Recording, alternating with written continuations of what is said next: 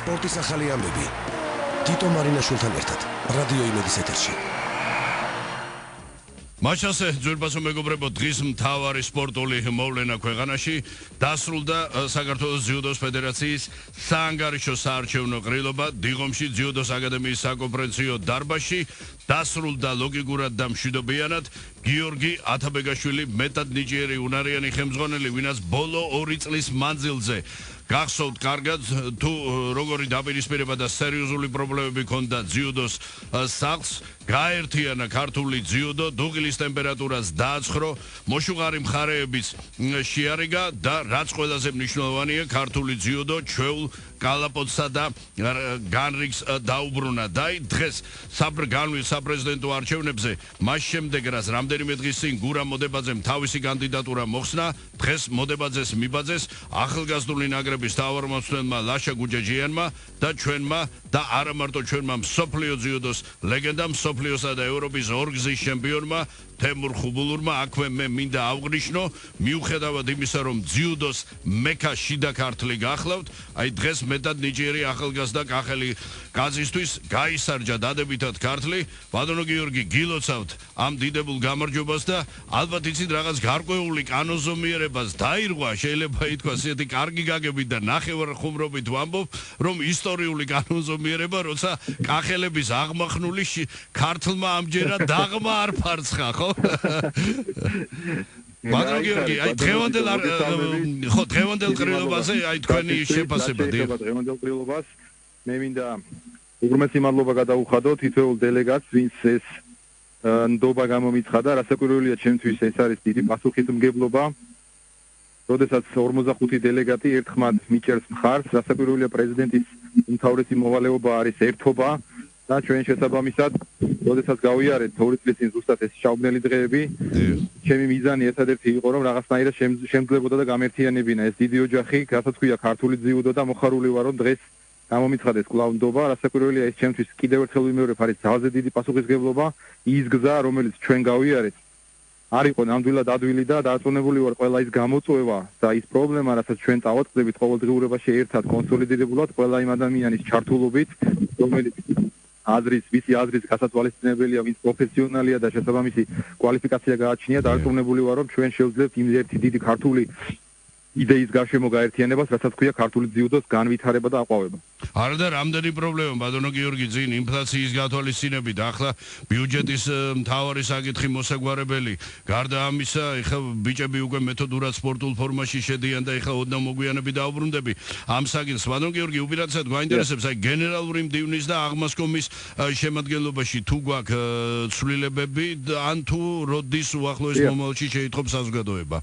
რაც შეეხება გუნდს, მე წარვადგინე პირველი ვიცე-პრეზიდენტის პოსტზე დავით ქელქიშვილის კანდიდატურა, რომელიც ასევე ერთხმად იქნა მოწონებული და დადასტურებული დელეგატთა მხრიდან, ასევე რაც შეეხება ვიცე-პრეზიდენტების მხრივ, მე ბატონ თემურ ხუბულურს შევთავაზებ ვიცე-პრეზიდენტის პოსტს, რა თქმა უნდა, მე მიმაჩნია, რომ მისი რესურსი სასიკეთოდ უნდა იქნას გამოყენებული, ვინაიდან ქართული ძიუდო დამატებით მეტ სარგებელს მიიღებს.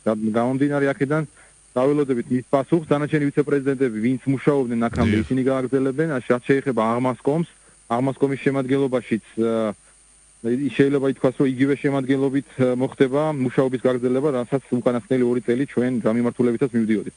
ბატონო გიორგი, არ შეიძლება არ ვისარგებლო ახლა შემთხვევით, როგორც საქართველოს ძიუდოს ფედერაციის პრეზიდენტს, აი პორეჩი 21 წლამდელთა მოკლე შეფასება ჩვენი ბიჭების გამოსვლის, სადაც 3-ვე სინჯის медаლი ავიღეთ, მიუხედავად იმისა, რომ სმენელს მინდა შევახსენო, აი კოვიდის გამო ჩვენი გუნდის მართლაც უკვე უპირობო ლიდერი ლაშა ბექაური გვაკლდა და ეს პრაქტიკულად არ მიყვარს ეს სიტყვა, ლამის გარანტირებულ ოქროს იძულებით გამოვითხოვეთ. რაც შეეხება ახალგაზრდული გუნდის ასპარეზობას, რამოდენიმე ფაქტორი იყო. აქ რასაკვირველია, მოლოდინი შეიძლება იყო უფრო მეტი, მაგრამ საერთო ჯამში მოპოვებული 3 მედლით ჩვენ საერთო გუნდურ ჩათვლაში, პირად გუნდურ ჩათვლაში მე-3 ადგილზე გავედით. ეს იმ ფონზე, როდესაც ახალგაზრდული არა, მეორე უკაცრავად, ბატონო გიორგი, გაუსარით უკრაინას. არა, მე ვაჟები მახედველობაში. ვაჟებში, დიახ, ვაჟებში. მეორე, კი. მეორე ადგილზე გავედით. შესაბამისად, ის გუნდის განახლება მოხდა წელს, გამომდინარე იქიდან, რომ შავკანდელი ევროპის ჩემპიონატი რომ ავიღოთ, იქ მოპოვებული 5 მედლიდან, რომელიც სარეკორდო იყო. 4 მათგანი ეხლა გამოდის იმ ჩემპიონატზე, რომელიც ხვალ იწყება 23 წლამდელთა შორის. შესაბამისად, ამ გუნდისთვის ეს შედეგი მეტნაკლებად დამაყოფილებელია და მინდა მიულოცო მას და უსურო მომავალში წარმატება. მას 2 წელი კიდევ უწევს და ასე ვთქვათ განახლებული გუნდი იყო. ამასთან ის მომენტიც მინდა დავამატოთ, რომ წლის ბოლოა თქვენ ახსენეთ აქ ინფლაცია და შესაბამისად თქვენ კამრების შემოჭერის პოლიტიკაზე ვართ და ავტობუსით მოხდა მათი გამგზავრება 2 წელი გზაში იყვნენ და ამას აღარ ვამბობ გარკვეული დაღი ამანაც ასე რომ საერთოდ ჯამში ჩვენ მაყოფილი ვართ შესაბამისად გამომდინარე იქიდან რომ მას ექნება ჩანსი კიდევ მომავალში განცდოს თავის შესაძლებლობები და უკვე ხვალინდელ ჩემპიონატს რომელიც იქნება 23 წელს შორის აი უკვე ველოდებით საუკეთესოს ჩვენ იქ მართლა შეიძლება ითქვას რომ ოქროს თაობა ყავს და იმედია რომ ეს შაშანდელი შედეგი გამეორდება და უკეთესი გვექნება. ბანო გიორგი ვიქონიოთ იმედი რომ ასეთ ამაღლებულ გუნება განწყობას ხვალ მოდებაძის და ბოჭოიზის ბიჭები უცილებლად შეგვინარჩუნებენ მეტად წარმომადგენლობითი შემადგენლობით თან სამი პირველად თუ არ ვსდები ჩვენი ისტორიაში არ მინდა ეხა შემეშალოს სამი წონა გვაქვს გაურებული ვერც ვიხსენებ სიმართლე გითხრათ ევროპირველობაზე როდის ქონდა მსგავსი ანუ მოლოდინი საკმაოდ დიდია წინ მერე კარს მომდგარი უკვე პრაღაში გასამართი ევროპირველობა